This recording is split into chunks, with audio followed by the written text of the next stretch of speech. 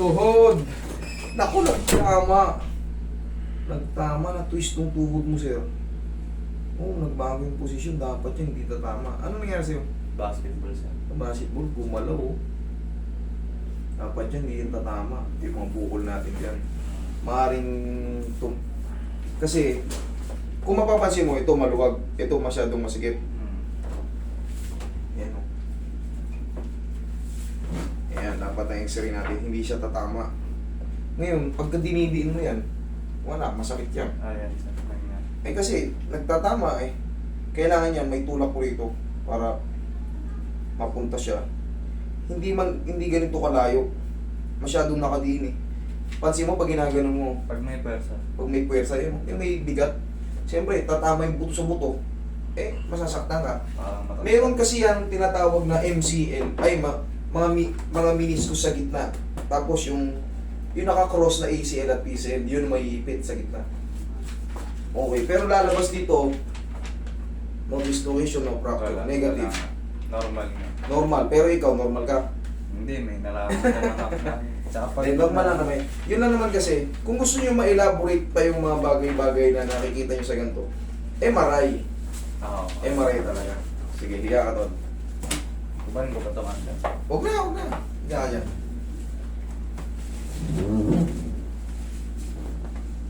Okay. Dumikit yung banda dito sa loob. Ang kailangan, either ito ang tulak sa ibabaw para lumisyon o ito ang sa ilalim. Pero mas komportable ako dito sa taas eh. Ilang araw na ba ito, Tol? Anong February 1 po yun natin? Itong taon lang? Ngayon lang. Okay.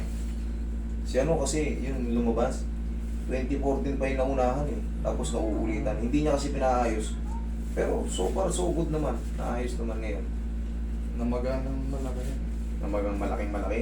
Napilipit nga. Napilipit nga doon yung ano mo eh. Kita mo sa x-ray. Tumasabit yung ano, yung buto sa, yung tinatawag na tibia. Tibia ang tawag doon sa ilalim eh. Umano siya oh. Dito ko tutulak itong banda na to. Para umusog siya. Okay, relax na. Yun, tumunog ka agad. Okay, relax na. Okay.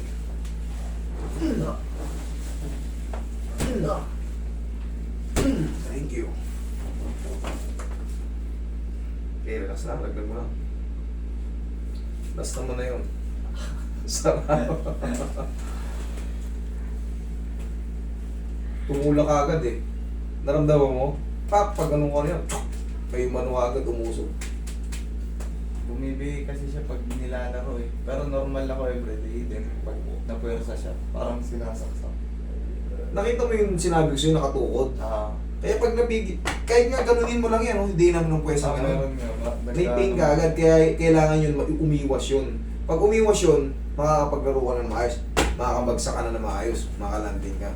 Pero pag hindi pa naiwas yun, wala. Patuloy ka lang masasaktan.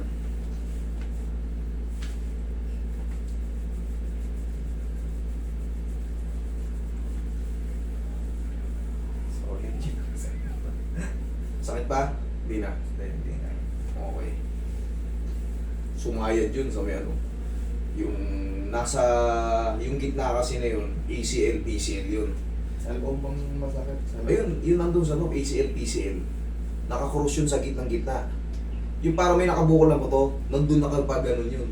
Nandun din yung ano, nakasalansan siya ron. Tigas mo to. Ito, sipa mo. Isa pa? Okay. O ngayon, sige, subukan mo mag-ano. Ilan mo. Testing. Pag ano ka, baka madumulas ka. Madulas yung medyas pagka may oil. Yan, no. Okay na. Oo. Sabi kasi, naramdaman ko agad pag usog ng buto eh. Ito medyo may laman lang. Ano lang yan, may maliit na ano, pinaka-trauma niya. Pero yan o, dapat yan, ngayon pa lang, masakit na yun. Lumagutok na yun, pinilay ko siya. Masakit na ngayon yan, pero nawala. O, di good. Okay? Huwag mo na babasahin ha. Idol, pahinga mo muna kahit mga 1 o 2 linggo, tapos balik ka sa work. Hayaan mo muna mag-establish yung position. Baka maulitan ka na, sayang eh. Oo. Yung pagod na to eh, kakabalik lang. Baka itulak ka ng ano mo. Pag naglaro kasi ako bilang... Kaya nga baka mamaya, hindi siyempre, pwersahan sa basketball eh. Hayaan mo muna mag-establish. Okay, gets mo yung sinasabi ko? Kahit wala na siyang sakit, hayaan mo lang yung posisyon niya, ano muna. Kumbaga gumulang muna yung posisyon na yan. Kasi uulitan ka, mas masakit maulitan, maniwala ka sa akin. Okay? Sige, thank you.